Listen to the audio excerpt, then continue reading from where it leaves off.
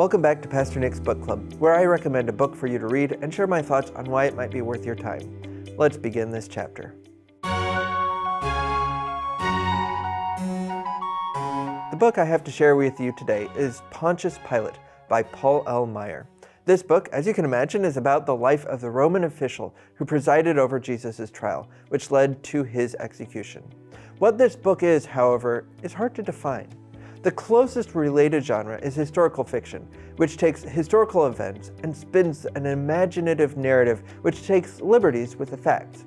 Pontius Pilate is like that in that it uses a real historical figure and has some fictional elements and is told in a narrative format.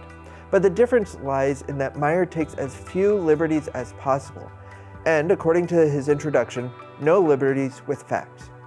As a historian, his goal was to craft a narrative that aligned as closely to the known historical facts as he could.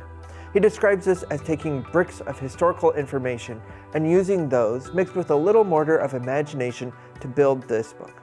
One example of this is that all proper names given in the book are historically verified proper names, and if a name of someone is unknown, then no name is given, which makes this quite the interesting book to read, because it reads like a novel with all the plot, dialogue, and other narrative-driving tools.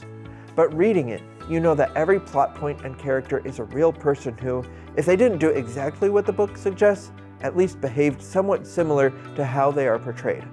On top of that, you are presented with a lot of history of events as they actually happened, giving you a lot of context for the events leading up to Jesus' crucifixion and what happened after. So, what do you find when you open this book? It does follow the usual patterns of a novel with dialogue, plot, descriptions, and so on. If you compare it to a novel written solely for entertainment, it may be a bit stiff and awkward. But if you compare it to a historical account, it is quite lively and engaging. The historical account begins with the process of Pilate being appointed to his position in Judea and his assumption of that position. It then highlights the challenges he faced while there: political squabbling, riots, religious tensions, and the like.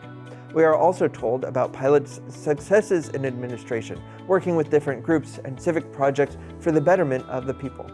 What becomes particularly interesting is when the book intersects with the biblical narrative, such as Pilate being present for John the Baptist's beheading, reports of the healings and the feeding of the 5,000, and most especially, Jesus' trial and crucifixion.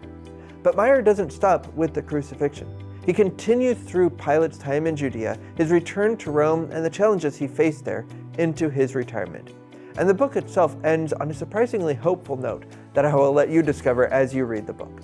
And that is ultimately why I recommend this book.